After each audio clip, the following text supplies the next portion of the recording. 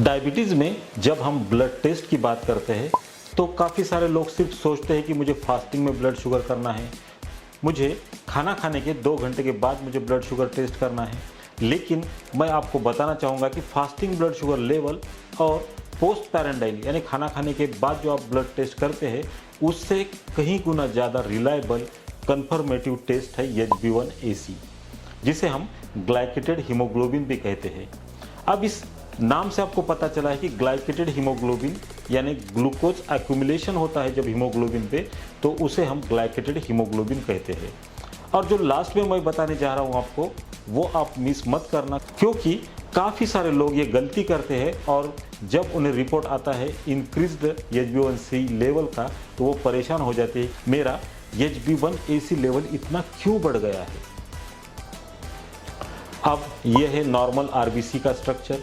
जब आपकी blood sugar level काफ़ी दिनों तक इंक्रीज रहती है, कंट्रोल में नहीं रहती है, तो ये जो ग्लूकोज के मॉलिक्यूल्स रहते हैं जिनका नेचर स्टिकी होता है वो आरबीसीज पे एक्यूमुलेट होना चालू हो जाते हैं।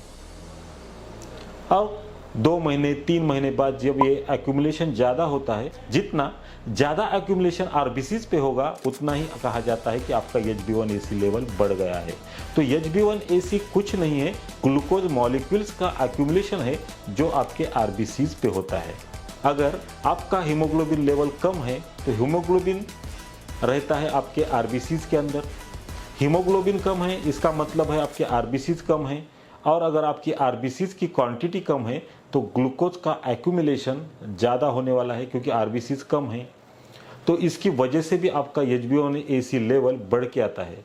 इसलिए जब भी आप HbA1c लेवल चेक करने जाओ तो आपका हीमोग्लोबिन लेवल भी देख लेना। डायबिटिक पेशेंट में जिनका HbA1c ज़्यादा है, अनकंट्रोल्ड डायबिटिक पेशेंट में मल्टीपल प्रॉब्लम्स होते हैं, न्यूरोपैथी, रेटिनोपैथी, नेफ्रोपैथी, तो इसकी वजह ये भी हो सकती है। जबकि ग्लूकोज का एक्यूमुलेशन जब हीमोग्लोबिन पे होता है, आरबीसीज पे होता है, हीमोग्लोबिन एक ऐसा प्रोटीन है जो ऑक्सीजन कैरी करता है आपके ब्लड में, और वो ऑक्सीजन पहुंचाता है अलग अलग सेल्स को, टिश्यू को, ऑर्गन्स को, जिसकी वजह से आप हर एक ऑर्गन तंदुरुस्त रहता है, क्योंकि उसकी जो डिमांड होती है ऑक्सीजन की वो पूरी की जाती है। ग्लाइकेटेड आरबीसीज की वजह से उनकी ऑक्सीजन कैरिंग कैपेसिटी तो सेम रहती है, उस पर कुछ डिफरेंस नहीं आता है। लेकिन जब ये हीमोग्लोबिन कोई पर्टिकुलर सेल्स के पास या किसी टिश्यू के पास या किसी ऑर्गन के सेल्स के पास जब ये ऑक्सीजन डिलीवर करने जाता है तो जो ऑक्सीजन वो कैरी करता है तो पूरी तरीके से डिलीवर नहीं कर पाता है।